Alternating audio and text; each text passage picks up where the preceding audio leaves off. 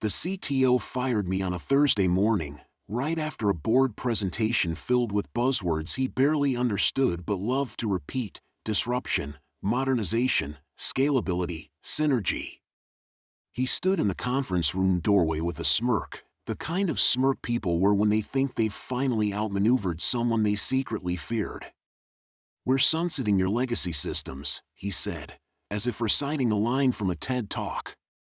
"Your skill set no longer aligns with our future vision." It was almost funny. I had written most of the company's core applications before he even graduated college. He didn't understand my code. Hell, no one fully did, but he assumed he could fire the engineer and keep the engine. What he didn't know was that the legacy code he mocked wasn't owned by the company. It was owned by me. Every single line. Including the parts they depended on for daily operations. Including the proprietary runtime environment. Including the compiled modules that carried my embedded license signatures.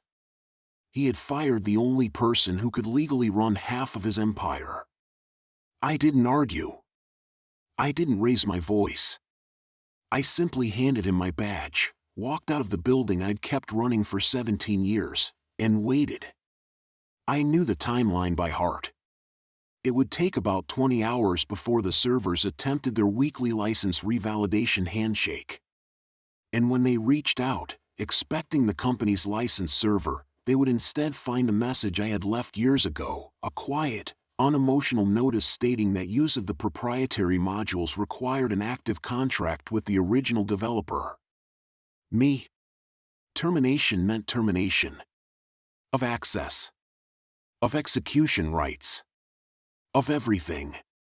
By midnight, my phone buzzed with the first message from one of the senior developers. "Hey, did you change something in the authentication library? Nothing is compiling." An hour later, payroll can't process. The job scheduler isn't launching its runtime. Then the frantic voicemail from the CTO himself at 3:17 a.m., his voice cracking in the most satisfying way. "Daniel, call me back immediately. This is urgent. Something is very wrong." I muted the phone and went back to sleep. The next morning, the entire engineering floor was in meltdown. Build pipelines froze. Cloud deployments crashed on launch. Even the customer analytics dashboards, the ones executives depended on to brag during investor calls, refused to load. Error logs repeated the same cold message: license invalid. Execution denied. Contact vendor. They finally realized the truth: they hadn't just fired an engineer. They had fired the owner of the intellectual property underpinning $140 million worth of annual products. And the deeper irony? I never charged them a licensing fee before. They had access because I worked there. The moment they cut ties, the contractually embedded license conditions kicked in. By noon, the CTO had swallowed enough pride to send me a long rambling email, half apology, half desperation. I didn't respond. Instead, I forwarded it to the legal counsel handling my original IP agreement and enjoyed watching the storm unfold from a distance. The company's attorneys scrambled through decades of paperwork only to discover the clause that protected my ownership. They tried to argue that my employment implied transfer of rights, but the agreement from 17 years ago, approved by a previous and much wiser CEO, spelled out the opposite. My code was licensed, not sold. Renewable annually. Automatically voided on termination.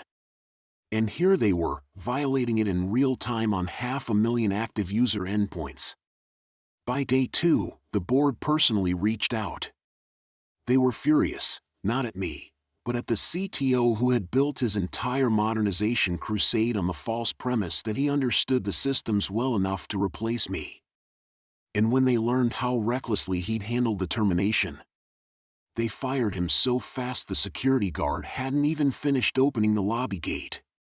Half the engineering team saw him carrying his cardboard box through the glass walkway, looking like a man who had just realized he wasn't the predator, he'd always been the prey. That afternoon, they invited me back. Not as an employee. As the vendor. I walked into the boardroom wearing the same calm expression I had on the day they fired me. The new interim CEO, a quiet, level-headed woman who actually valued competence, didn't waste time. "We need your systems back online," she said. "Whatever your terms are, we will meet them." I slid the licensing proposal across the table. A full, perpetual usage license. Maintenance optional. Consulting optional. Ownership retained by me. The total cost, $1.8 million. Not a cent less. She didn't negotiate. She signed. When I walked out of that building, the check in my pocket felt less like payday and more like a verdict. It wasn't revenge, not really. It was restitution for years of being treated like a relic by people who never understood the machinery keeping them afloat. The funniest part? They still called my work legacy code. But legacy doesn't mean outdated. Legacy means valuable. Legacy means irreplaceable. Legacy means the foundation everyone stands on while pretending they built the house. And now, every time their systems boot, every time their servers authenticate, every time a developer pushes code through a pipeline they think they control, a tiny line of text silently reminds them whose work they depend on. Licensed a company under agreement with Daniel Hale. Legacy, they called me. Legacy is exactly what I became. What the board didn't realize, at least not yet, was that the mess they'd created by firing me went deeper than a few halted deployments and a frozen payroll engine. My codebase had grown with the company. It knew every subsystem, every endpoint, every function that had been duct-taped together during years of rushed deadlines and poor management. It had been the silent guardian of a company that always wanted to sprint without learning to walk. And when they forced me out, they destroyed the only bridge connecting their shiny new ideas with the reality of their aging, sprawling architecture. The system had become something they feared, because now that it was truly mine, it was beyond their control. No CTO. No consultant. No modernization champion could make it obey them the way it obeyed me. After the $1.8 million licensing agreement was deposited, I took a week off. A real one. No emails. No server alerts. No team messages. Just quiet. Clear skies. Long walks. I slept more in those 7 days than I had in the previous 7 years combined. But the silence didn't last. On the 8th morning, I woke to a dozen missed calls, this time not frantic, but cautious, measured, almost respectful. The company wanted more. Not just reactivation. They wanted guidance. They wanted someone who understood the heartbeat of the environment. They wanted the architect. The one they'd thrown away. So I met with them, not in the old office, but in a private conference room at a neutral co-working space. The new interim CEO, the head of legal, and 2 board members attended. They spoke plainly. They asked if I'd be willing to serve as an external advisor on the modernization roadmap. Not to write code. Not to push updates. Just to outline what was even possible without blowing up everything. And for the first time, I saw something honest in their eyes: humility. They were tired of executives chasing quarterly glory. They wanted stability. They wanted the truth. I agreed, but on my terms. I would work remotely. Meetings twice a month. No deadlines without technical review. And absolutely no authority given to anyone who didn't understand the architecture at a bare minimum fundamental level. They agreed instantly. It was almost eerie. The power dynamic had flipped so completely it hardly felt real. When I logged into the source tree for the first time as a contractor, not an employee, something hit me hard. My commit history was still there. My comments, my annotations, my warnings, My diagrams, pages and pages of notes I had written over 17 years, ignored by 3 successive CTOs. They were like footprints in fresh snow. My footprints. The ones they had tried to erase. And yet here they were, untouched, waiting for me as if nothing had happened. I spent the next month mapping out the entire modernization strategy the CTO had butchered. I didn't implement it. I had no interest in building their future for them. But I outlined it, piece by piece, in a level of detail even my younger self would have been impressed by. And as the engineering teams rebuilt the foundation under my roadmap, something subtle began to shift. They started asking questions. Real questions. Not the shallow, performative kind. Questions like, why was this protocol added, and what were you preparing for when you wrote this fallback sequence? They weren't mocking my legacy code anymore. They were studying it. Respecting it. Learning from it. One afternoon, a junior developer, bright-eyed, quick, hungry to learn, messaged me privately. I thought legacy code meant old and broken, he wrote. But your work is cleaner than half of our new stuff. You future-proofed things before we even knew the future. I stared at that message longer than I'd like to admit. Not because it fed my ego, but because it reminded me of something I had forgotten, why I became an engineer in the first place. Not for the paycheck. Not for the recognition. But to build things that last. Things that hold up under pressure. Things that don't fall apart when someone ignorant decides they know better. By the end of the year, the board reached out again.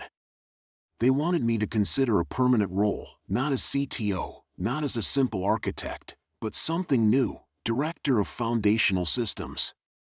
A role created specifically around my philosophy, my knowledge, my values. Breadth instead of buzzwords. Stability over spectacle. Legacy, but the kind that outlives people. I didn't say yes. I didn't say no. I told them I'd think about it. Because at that point, I realized something powerful. For the first time since the day they fired me, I wasn't reacting to them. They were reacting to me. The reason I didn't immediately accept their offer had nothing to do with pride. It had everything to do with understanding the pattern. I'd seen companies like this rise and fall. I'd seen executives chase trends like toddlers chasing fireflies, running in circles, convinced they were making progress, only to trip over the very systems holding their world together. And no matter how many times history repeated itself, one truth always remained: people worship stability only after chaos teaches them its price. So I watched. I observed from my safe distance. And piece by piece, the fallout from firing me continued to unravel the myth of the former CTO. The board conducted a formal audit. Not because they wanted to, because they had to. Too much money had evaporated during the modernization fiasco. Too many contractors had walked away, shaking their heads. Too many systems had turned to sludge under the weight of poorly explained changes. It was only a matter of time before the root cause surfaced. And it did. The CTO hadn't just made bad architectural decisions. He had falsified progress metrics, inflated project completion percentages, and hidden failure reports under layers of jargon so thick they looked legitimate. He had sold the board a dream and funded it by cannibalizing working infrastructure, my infrastructure, which was why everything collapsed the moment they separated me from it. When the audit findings were revealed, the board called a special meeting. I wasn't there. I didn't need to be. I heard the aftermath from 2 different senior engineers who attended. The CTO tried to blame me again. My code was too old. I hadn't documented enough. My presence had stifled innovation. That word, innovation, echoed through the boardroom like a joke nobody wanted to laugh at anymore. One of the board members finally asked him a direct question: if his code was so bad, why were all your new systems dependent on it? Silence. A silence so absolute you could hear the air conditioning hum. The CTO resigned that same evening. Or maybe resigned is too polite. He left before security had to escort him. The board released a carefully sanitized announcement about pursuing opportunities beyond the organization, which everyone immediately recognized as corporate code for "We discovered everything, please leave before the papers find out." A week later, the CEO, the one who had signed off on firing me without even meeting me, followed. Her exit was quieter. Not scandalous. Not dramatic.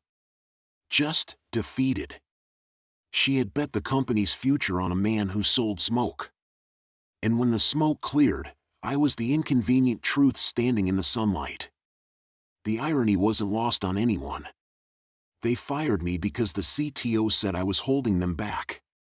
Then they rebuilt the entire company using my roadmap. But the real twist? The board's offer became something else. Something bigger. They invited me back not just as the director of foundational systems, they wanted me as chief systems steward. A role with no public face, no PR spotlight, no corporate politics. Instead, full autonomy. Full authority over architecture, infrastructure, and future-proofing. A job designed explicitly to avoid ever repeating the catastrophe that came from ignoring the people who actually understand how things work. But I still didn't give them an answer. Not yet. Because what I had gained from this entire ordeal wasn't a title. It wasn't leverage.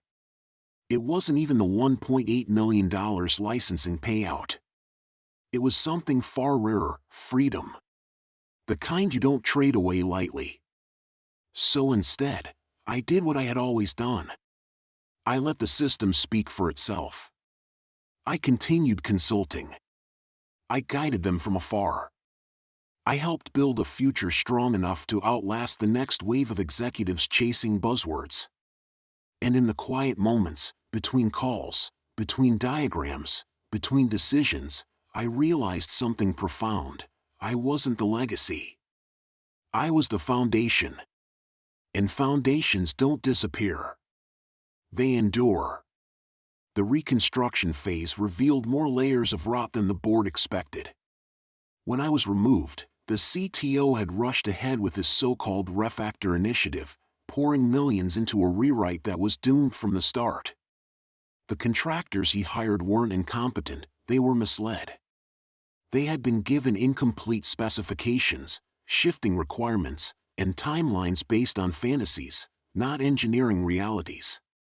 One of the senior architects later told me, it was like trying to rebuild a jet engine mid-flight, but the pilot kept insisting gravity was optional. Their failed modernization didn't just break features, it corroded trust. Clients who had been with the company for a decade suddenly found themselves dealing with outages, billing errors, corrupted reports, even lost project data. Internally, engineers started burning out, burning bridges, and burning their resumes onto job boards. Everyone knew something was wrong. They just didn't know how deep it went. My code, my legacy, became the lighthouse in the storm. The only stable systems were the ones I had designed. The only operable modules were mine. The only predictable behaviors came from the architecture everyone had spent years mocking as old-fashioned. Every weekly report the board received told the same story in different numbers. Without me, the company had turned into a house built on sand. And yet the board kept my return offer open. Quietly. Patiently. Almost reverently. They didn't want to admit they needed me, but they did. Weeks passed.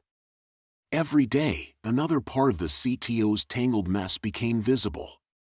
Misallocated funds disguised as innovation expenses. Vendor contracts that made no sense. Infrastructure decisions that were so asinine they bordered on sabotage. The final blow came when they discovered he'd licensed critical middleware without understanding the renewal terms, terms that automatically doubled in cost once system dependencies crossed a certain threshold. They crossed that threshold the same month he fired me. It was poetic, in a grim corporate way. The board's audit triggered a federal inquiry into procurement practices. Not criminal, just ugly. Enough to spook investors. Enough to tank morale. Enough to remind leadership how quickly a company could implode when arrogance outpaced competence. Meanwhile, I was thriving. Consulting requests poured in. Companies that had dismissed me as too traditional suddenly wanted exactly what I offered: stability, reliability, architecture that didn't crumble when someone sneezed at the database. My schedule filled faster than I could accept jobs. And the best part? I didn't need a single one of them. For the first time in my career, I had leverage without needing to swing it. Reputation without needing to advertise it. Freedom without needing to negotiate it.